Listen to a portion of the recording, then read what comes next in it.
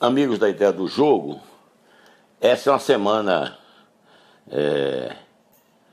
que muita coisa pode ser decidida nos departamentos de futebol do Vitória, né?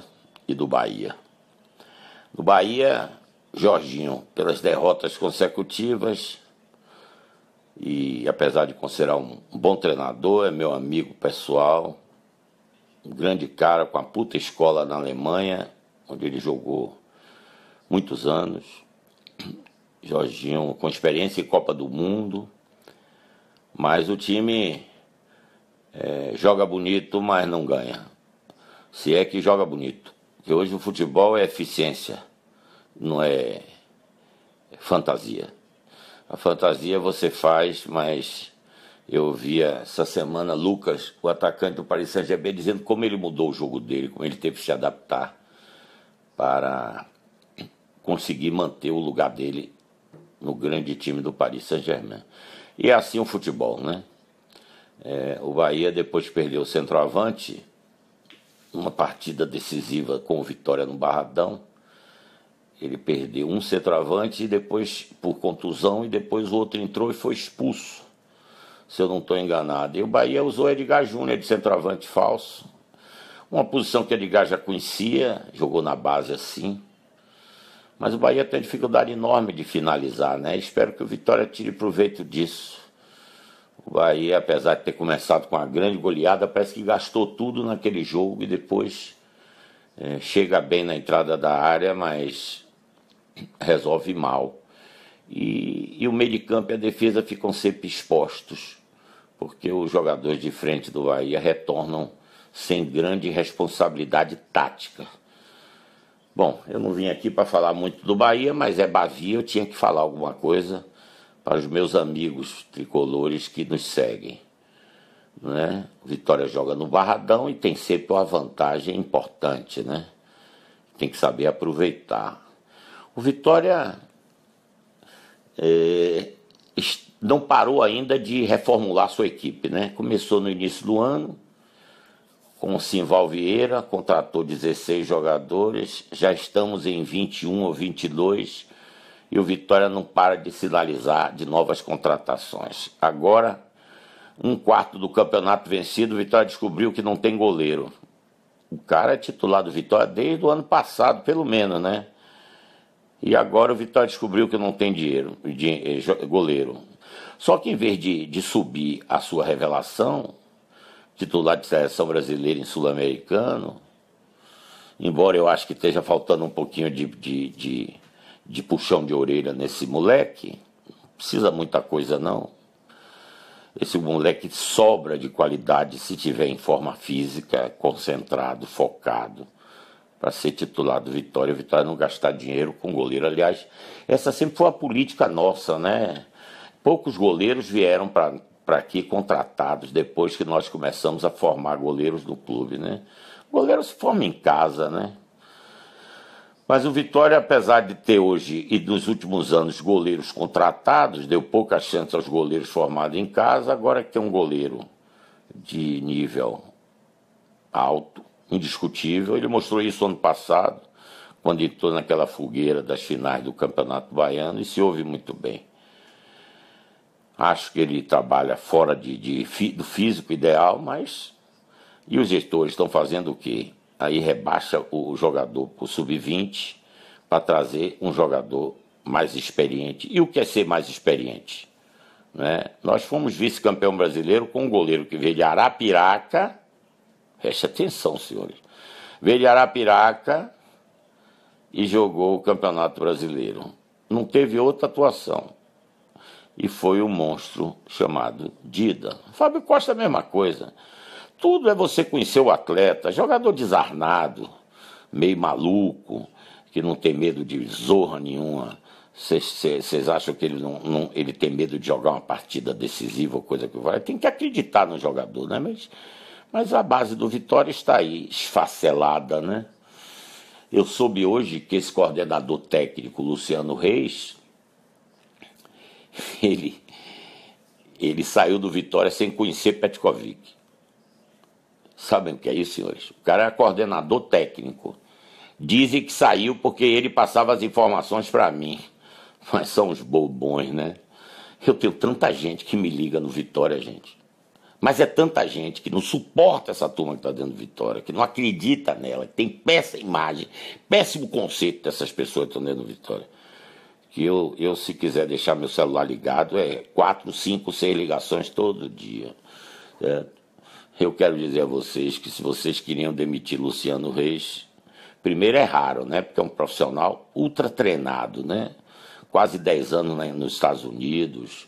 Foi treinador do Júnior do Vitória em 1995, senhores. Há 12 anos atrás.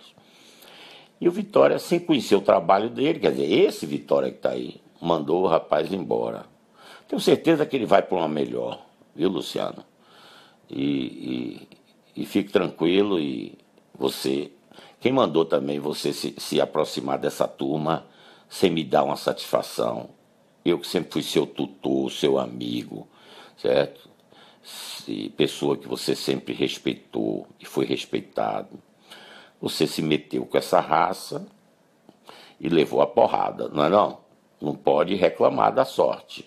Mas continuamos amigos e eu torcendo por você e se eu souber de alguma oportunidade para um profissional do seu quilate, eu irei te ligar, certo? E lamento muito, né, que você não tenha conhecido o Departamento de Futebol do Vitória até praticamente os dias de ser demitido. Lamentavelmente, esse é o Vitória de hoje. Mas voltando ao nosso time, ao nosso departamento, o Vitória não para de reformular, né? Quer dizer, aqueles jogadores que foram contratados no início do ano, eles estão ainda com alguns porque não tem o que fazer com eles, né? Estão demitindo, pagando rescisões milionárias, certo? E tirando do clube, né? Então, eles querem raspar da vida do clube a passagem de Simval Vieira. Isso estará muito claro, né? E já foi gente embora, viu? Certo? Rescisões milionárias. A de Cárdenas, R$1 milhão. A de Pizzulite, como é o nome dele? Pisculite, R$650 mil. E pagou comissão integral, né? Como é que faz com a comissão integral, hein? Paga a comissão e o cara não devolve o dinheiro? O jogador jogou aqui 4 meses e o cara leva a comissão de 1 ano sob o contrato dele? Será que estão se lembrando desse detalhe? Eu chamava o empresário. Ou me devolve o dinheiro ou não trabalha mais comigo. Não vai ficar com o dinheiro do clube, né? Como é que recebe dinheiro? Como teve 2 comissões pagas de Pisculite, uma de 60 e tantos, outra de 90, né? Para uma empresa aqui chamada Aquários e para o empresário do jogador. Só que ele só jogou aqui 4 meses, 5 meses. Jogou não, recebeu dinheiro. E o cara leva a comissão? Como é que funciona isso? Hã? O fato é que essa semana é uma semana decisiva, né? Para a Bahia e para a Vitória. E aqui a nossa vaca, que é o que a gente tem que se preocupar, a nossa vaca fria, o Vitória continua falando em contratações, né? Agora é um goleiro e fala num atacante colombiano que joga se não me engano, no Independente de Medellín.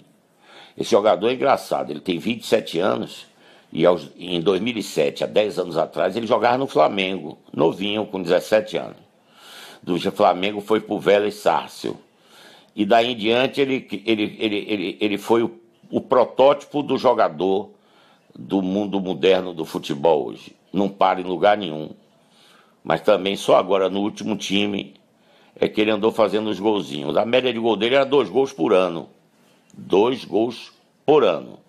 E não para em lugar nenhum, né? Eu vi esse jogador porque eu estava outro dia vendo o Independente Medellín, olhando um atacante deles, um outro jogador chamado Daniel. Esse sim, esse excelente jogador. Joga ao lado desse centroavante, por isso que eu percebi bem o jogo dele. Mas aí é problema do Vitória, ele tem que criticar depois que contrata. Ele não pode impedir a contratação, tem que fazer as observações depois, né?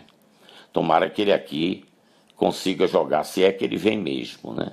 Está se falando agora em Marcelo Lomba, ex-goleiro do Bahia, que é reserva de Danilo lá no Inter.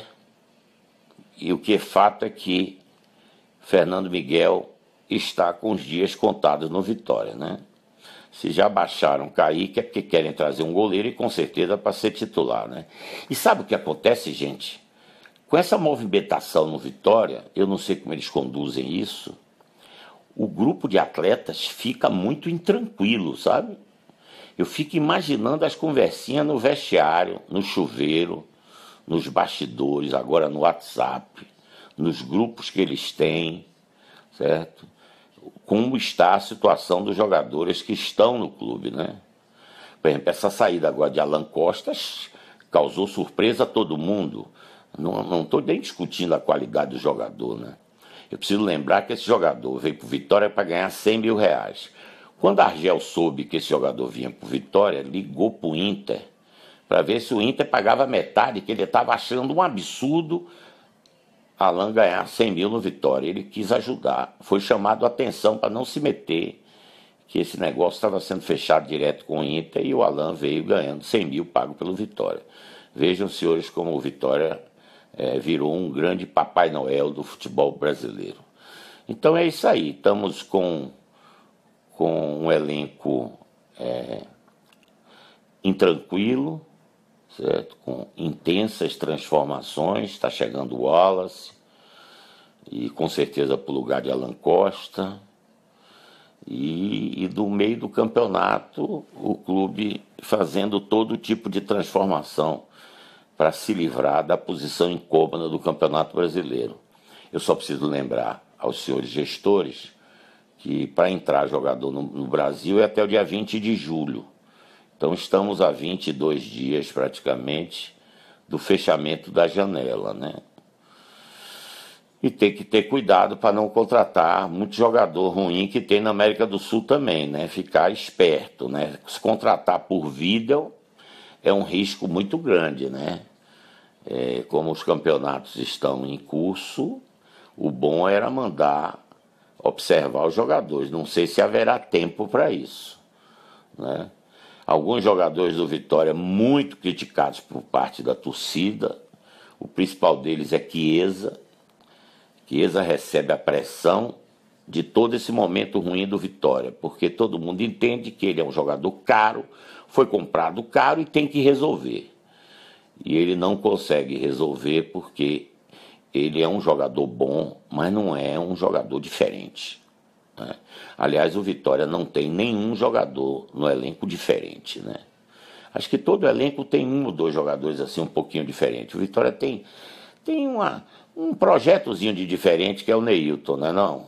E o David, com características diferentes. Mas esses dois jogadores, eu se fosse diretor de futebol, estava no cangote do treinador para ele montar um sistema para potencializar esses dois jogadores.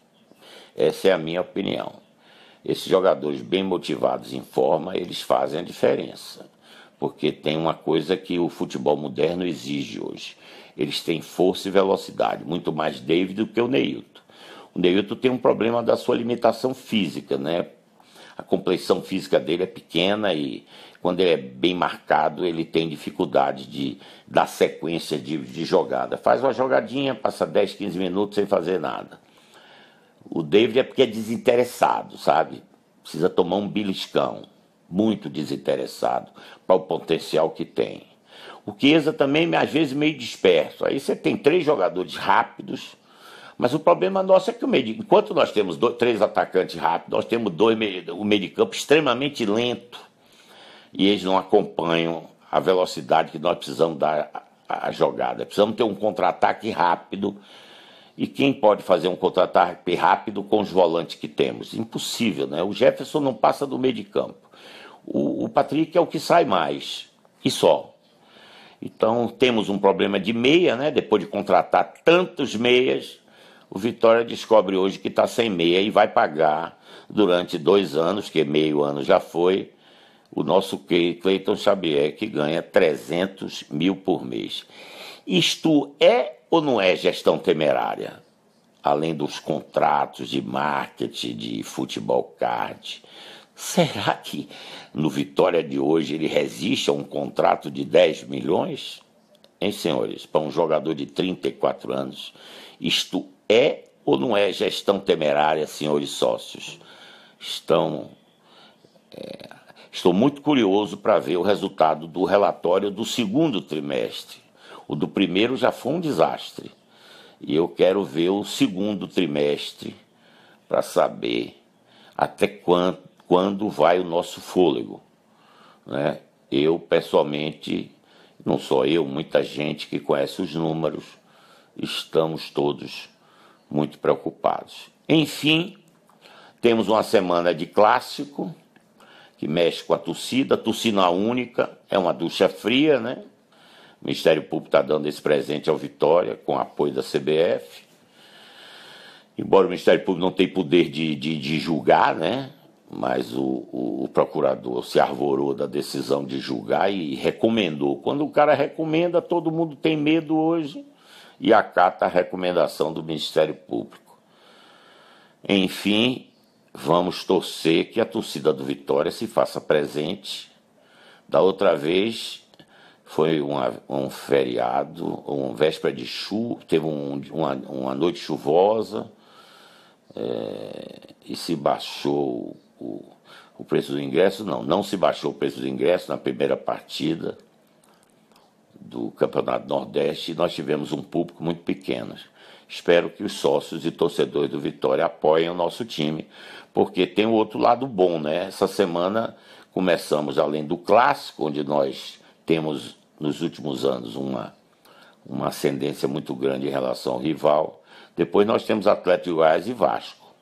Então, acho que esses 3 jogos podem ser uma reação importante para o Vitória, né? Temos que acreditar e torcer. Mas o clima dentro do Vitória, com essas mudanças todas, ele é muito ruim. E isso eu falo porque eu tenho as informações de bastidores. Os jogadores estão muito intranquilos. Vamos torcer que dê tudo certo e que domingo a gente tenha uma grande vitória. Um abraço para vocês.